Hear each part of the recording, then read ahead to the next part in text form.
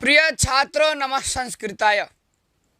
आइए आज हम लोग चतुर्था पाठ है ना, ये चौथा पाठ जो है आपका अति लोभो न कर्तव्य। क्या नाम है? अति लोभो न कर्तव्य। अति लोभ नहीं करना चाहिए। तो इस कथा को जानेंगे, सुनेंगे, ठीक है। तो पहले वाचन करेंगे और फिर अर्थ देखेंगे। एकस्मिन् देशे कश्चित् राजा आसीत्। साथ साथ अर्थ भी हम लोग जानेंगे। एकस्मिन् देशे अर्थात एक देश में, कश्चित् राजा, कश्चित् का अर्थ हुआ आपका कोई, मतलब एक देश में कोई राजा था। तस्य नाम मायादास, और उसका नाम मायादास था। अति लुब्धा स दरिद्र इव जीवनम नयति स्म। बहुत ही लोभी था, दरिद्र था, है ना। अति लोभी, अति लुब्धा सह दरिद्र, और वह दरिद्र की तरह, इव मतलब दरिद्र की तरह, जीवनम नयति स्म, अपना जीवन जो है किसी तरह चलाता था। एकदा कोपी मुनि मायादासस्य प्रसादम आगच्छत। एकदा मतलब कभी एक समय क्या हुआ कि कोपी मुनि, कोई मुनि जो है मायादास के महल में पहुंचा। मायादासस्य प्रसादम आगच्छत मतलब मायादास जो राजा थे उनके राजमहल में पहुंचा, आया। आगच्छत अर्थात आया। जब मुनि आए तो नृपति तम मुनिम सत्कारेण तोषयत। नृपति ही अर्थात राजा उस मुनि को, तम मुनिम सत्कारेण अतोषयत मतलब सत्कार पूर्वक जो है उनका सम्मान किए, उनको प्रसन्न किए, ठीक है, संतुष्ट किए सत्कार पूर्वक। नृपतिना सत्कृतः संतुष्टः मुनि अवदत्। जब राजा उनको संतुष्ट कर दिए तो वही बोला, नृपतिना सत्कृतः संतुष्ट मुनि। नृपति राजा के द्वारा संतुष्ट हुए वह मुनि अवदत अर्थात मुनि बोले, नृपते, देखिए संबोधन का है शब्द, नृपते स्वस्त्यस्तु ते, तुम्हारा कल्याण हो। अभिष्टम वरम वरय इति, अभिष्टम वरम वरय अर्थात कोई अभिष्ट वर जो है मांगो।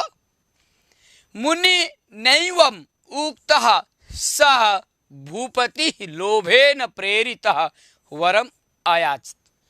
फिर से देखिए, मुनिना एवं मुनि नैवम, यहाँ भी संधि है। तो मुनि नैवम उक्तः सह भूपति लोभेन प्रेरितः वरम आयाचत अर्थात मुनि के द्वारा जब कहा गया कि कोई अभिष्ट वर मांगो तो मुनिना एव, है ना, मुनिना एवं उक्तः सह भूपति, तब वह राजा जो है सह भूपति लोभेन, वह लोभ से जो है प्रेरित हो गया और उसके बाद वर को मांगा। वरम आयाचत, क्या मांगा? तो बोलता है, मया स्पृश्यमानाः पदार्थाः सवर्णाः भवन्तु इति। मया स्पृश्यमानाः पदार्थाः मतलब मेरे द्वारा यदि किसी भी वस्तु के ऊपर स्पर्श किया जाए मेरे हाथ से, कहने का अर्थ है मेरे द्वारा जो भी वस्तु स्पर्श हो, जो भी पदार्थ स्पर्श हो, वो सब सवर्णाः भवन्तु, वो सारे वे सारे पदार्थ क्या हो जाए? सोने का हो जाए। तथास्तु इत्युक्त्वा मुनि अंतर्हिता, ठीक है वैसा ही होगा। तथास्तु ऐसा कह करके इति उक्त्वा मुनि अंतर्हिता अर्थात मुनि जो है अंतर ध्यान हो गए। मुनेः वरम लब्ध्वा गृहं प्रविष्टः मायादासः तस्य स्थितानि वस्तूनि अस्पृशत्। मुनि के वर को, है ना, मुनेः वरम लब्ध्वा, जब मुनि ने तथास्तु कह दिया तो उस वर को लेकर के, पा करके गृहम प्रविष्ट, घर पहुंच गया मायादास वह राजा, और घर पहुंच करके उन्होंने वहां पे तत्र अर्थात घर में जितना सारा वस्तु था तत्र स्थितानि वस्तुनि अस्पृशत्, सारे वस्तुओं के ऊपर जो है स्पर्श किए, सबको छू दिए। ठीक है, तो जब सारे वस्तु को उन्होंने स्पर्श किया तो फिर देखिए क्या होता है। फिर लिखा है तेन स्पृष्टानि वस्तूनि सद्य एव स्ववर्णानि जातानि, जैसे ही उन्होंने सभी वस्तु को स्पर्श किया तो स्पर्श हुआ सारा वस्तु तुरंत उसी समय सद्य एव स्ववर्णानि जातानि, सोने का हो गया सारा वस्तु, स्वर्णमय। तद दृष्ट्वा सह नितराम अतुष्यत, वह देख कर के राजा जो है बहुत ही प्रसन्न हुआ, संतुष्ट हुआ। ततः तस्य महती पिपासा जात, उसके बाद उसको प्यास लगा, राजा को बहुत जोर से पानी प्यास लगा। सह जलम पातुम उद्यतः अभवत, और वह जल पीने के लिए उद्यत हो गया, उद्यतः अभवत, आतुर हो गया, उनको जल चाहिए, क्योंकि पिपासा, प्यासा तो जल ढूंढेगा ही, तो जल पीने के लिए उद्यत हो गया। तेन स्पृष्टम जलम अपि सुवर्णम सुवर्ण पिंडम अभवत साधु उक्तम न मृषा भवति। फिर से देखिए, तेन स्पृष्टम जलम अपि सुवर्ण पिंडम अभवत, जब वह पानी पीने के लिए चाहा तो जैसे ही जल को स्पर्श किया तो जल को छूते ही वह जल भी जो है सोने का हो गया, सुवर्ण पिंडम अभवत, सोने का पिंडा की तरफ, सोने का पिंड बन गया, समझिए। अब साधु उक्तम न मृषा भवति, तब उसने सोचा कि साधु का कहा हुआ बात जो है कभी झूठ नहीं होता है। साधु उक्तम है ना, साधु उक्तम न मृषा भवति, सही कहा उन्होंने, साधु जो कह दिया, मुनि ने जो बोला वह सही हो गया, अर्थात मृषा न भवति, उनका कहा हुआ कही हुई बात झूठ नहीं होती। आगे चलिए, आगे देखिए क्या लिखा है। तस्मिन् अवसरे राजकुमारी कुसुम मंजरीम आदाय तत्रागता, ये देखिए, तस्मिन् अवसरे, उस अवसर में, उसी समय, राजकुमारी कुसुम मंजरीम आदाय, मतलब कुसुम मंजरी का फूल लेकर के, ठीक है, और फूल लेकर के राजकुमारी जो है, उनकी पुत्री राजकुमारी, वह फूल लेकर के वहां आती है और पिता से बोलती है, पितः अतीव सुंदराणि मानि कुसुमानि इति च अवदत्, हे पिता, ये सारे फूल बहुत ही सुंदर है, अतीव सुंदर और मनोहर है, इमानी कुसुमानी, ये सारे फूल। नृपति ताम मंजरीम करेण अस्पृशत, करेणा स्पृशत, राजा, नृपति अर्थात राजा, ताम मंजरीम, उस मंजरी को, ठीक है, करेण, जब हाथ से स्पर्श किया तो वह भी क्या हुआ, आगे देखिए, तेन स्पृष्टा मंजरी सुवर्णामयी जाता, वह मंजरी भी सोने का हो गया। तददृष्ट्वा कुमारी दुखिता भवत, और वह देख करके, जो कुमारी राजकुमारी थी, वह दुखित हो गई। सुताम समाश्वासयितुम प्रवृत्तः स मायादासः ताम अंके उपवेशयति स्म। सुताम समाश्वासितुम, वो उनकी पुत्री थी राजकुमारी, और उस राजकुमारी, उस पुत्री को समाश्वासन, उनको आश्वासन देने के लिए, समझाने के लिए, ठीक है, प्रवृत्तः स मायादासः, वह मायादास, उनके पिता, ठीक है, राजा मायादास, ताम अंके उपवेशयति, पुत्री को अपने गोद में बैठाता है। जब अंके उपवेशयति स्म, जब वह गोद में बैठा लेता है, तो बैठाने के बाद, बैठाया, फिर हंत कुमारी सुवर्ण प्रतिमा संजात, उसके बाद अंक में जैसे ही गोद में वो बैठती है, और बैठने के बाद वह भी सोने का हो जाती है, पूरा शरीर सोने का। तो वही लिखा है, हंत कुमारी सुवर्ण प्रतिमा संजाता, हाय, मेरी पुत्री तो स्वर्णमयी हो गई, पूरा सोने का ही, ये तो बोल नहीं रही है, पूरा सोना हो गया उसका शरीर। तो बड़ा दुख से बोला, हंत कुमारी सुवर्ण प्रतिमा संजाता। हाय हाय हाय, ये कुमारी जो है ये सोने की हो गई।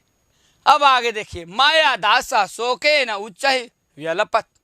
माया दास बहुत ही शोक पूर्वक विलाप करने लगा, रोने लगा, है ना।